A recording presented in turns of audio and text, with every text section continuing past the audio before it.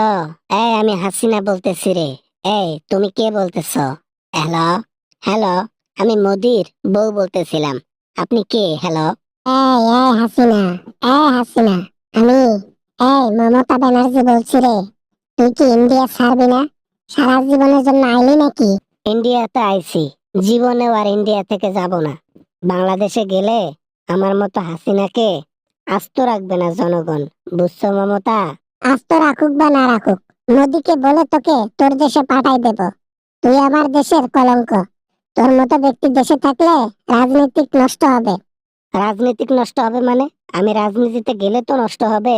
আমি কোনোদিন রাজনীতি করব না, এখানেও না, বাংলাদেশেও না। তাই টেনশন নাই। এখন বলতেছিস এক কথা, পরে বলবি আর এক কথা। তোকে চেনা আমার শেষ হয়ে গেছে। তোমার মতো হাসিনা আজকে ঠাই পাইছে, পরে মন্ত্রিত্ব চাইবে। আমি কখনো কোনো দিনও মন্ত্রিত্ব চাইবো না, রাজনীতিতে কখনোই যাব না। আমি হাসিনা কথা দিচ্ছি, ইন্ডিয়াতে যতদিন থাকবো রাজনীতি করব না। আমাদেরকে লোকে ভালোবাসে না, মোদি কি সেটা বোঝে না? মোদি সেটা কি বোঝে না, না বোঝে? হ্যাঁ, জনগণ আমাদেরকে দেখতে পারে না তোর কারণে। কেন?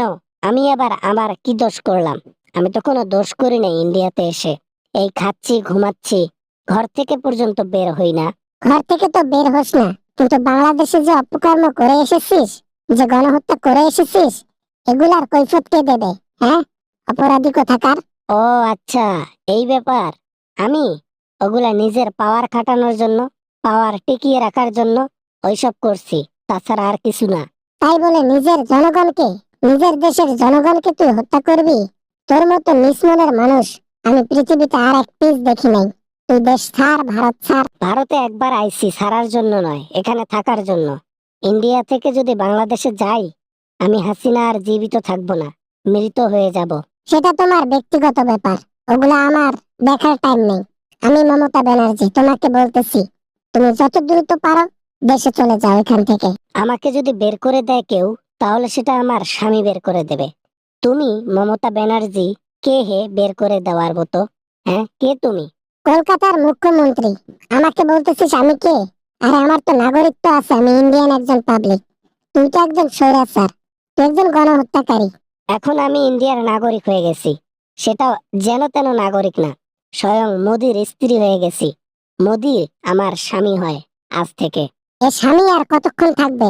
এই স্বামী তোমার কারণে যদি পাওয়ার নষ্ট হয়ে যায় বা পাওয়ার চলে যায়, তোমার স্বামী অন্য দেশে সেটেল হবে। তুমি কই হবা হাসিনা? আমার স্বামী যেখানে যাবে আমিও সেখানেই যাব। আমার স্বামীর পাশ আমি কখনোই ছাড়বো না। মোদিকে অনেক ভালোবাসি, মধুও আমাকে ভালোবাসে। এই ভালোবাসা ততক্ষণ পর্যন্ত আছে যতক্ষণ পর্যন্ত মোদির মনের চাহিদা আছে। চাহিদা শেষ, ভালোবাসাও শেষ। তাই এই ভালোবাসা আর অল্প কয়দিন। এই মমতা, তোমার কি জ্বলে নাকি? হ্যাঁ, এই মমতা, আমার ভালোবাসা দেখে কি তোমার জ্বলে? তুমি কি আমাকে বের করে দাও? তুমি কেন আমাকে বের করে দেওয়ার কথা বলো? ইন্ডিয়ার নাগরিকত্ব আছে আমার, ইন্ডিয়ার নাগরিক আমি। অন্তত এই স্বাধীনতা আমার আছে, কোন এক স্বৈরাচারকে বের করে দেওয়ার কথা বলতে পারবো। দাঁড়াও, তোমার ক্ষমতা কিভাবে খাওয়া লাগে সেই সিস্টেম আমার জানা আছে। আজকেই আমার স্বামীকে বিছানায় শোয়ার সময় তাকে বলবো যে মমতা আমাকে এইভাবে বলেছে, ওকে তুমি ছাড় দিও না। বলিস বলিস, বললেও কিছু করতে পারবে না মোদি। মোদি আমার একটা চুলও বাঁকা করতে পারবে না। চুল বাঁকা করতে পারে নাকি না পারে সেটা পরে দেখা যাবে। এখন তুই ফোন রাখ, তোর সাথে কথা আমি বলতে পারবো না, বলবো না। আচ্ছা আচ্ছা, ঠিক আছে, ফোন রাখলাম। আমিও দেখবো তুই ইন্ডিয়াতে কেমনে থাকিস। আমিও তোর পিছনে আজ থেকে লাগলাম, আজ থেকে, এখন থেকে। আসসালামু আলাইকুম। আশা করি ভিডিওটা অনেক ভালো লেগেছে and অনেক এনজয় করেছেন।